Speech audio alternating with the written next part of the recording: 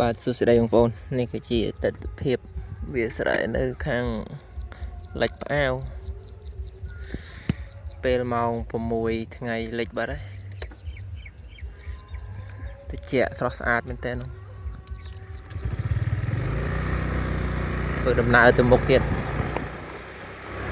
នេះផ្លូវខាងក្រោមផ្លូវគ្រួក្រហមបងសាលាបុណ្យ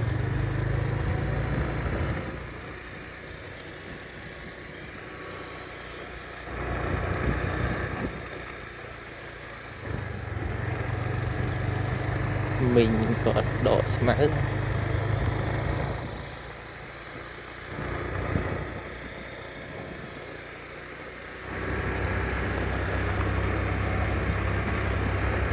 តាមផ្លូវនេះខ្ញុំថត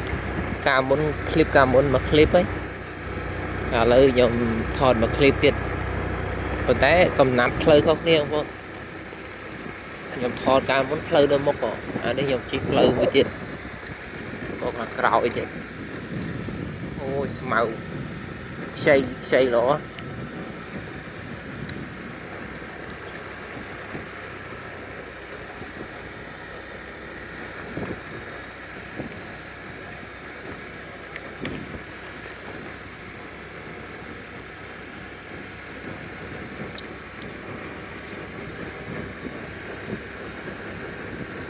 កុំភ្លេចជួយចុច like ហើយនឹង comment បើសិនបងប្អូនពេញចិត្តវីដេអូ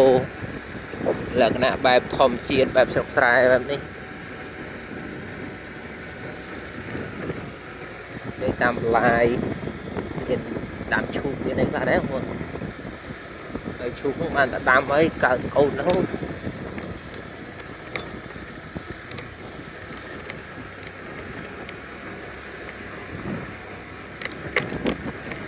នេះឲ្យចាប់ដើមព្រោះឲ្យមើលពេលស្រូវដុះវែងហើយបែកជួយមើលខ្ញុំជិះកាត់ខ្ញុំថតឲ្យបងប្អូនមើលទៀតបងប្អូនចង់មើលអាពេលស្រូវបែកស្រស់ទុំអូយពណ៌លឿងល្អហើយបើចង់មើលចុច Subscribe ហើយពេលខ្ញុំផុសឃើញមាន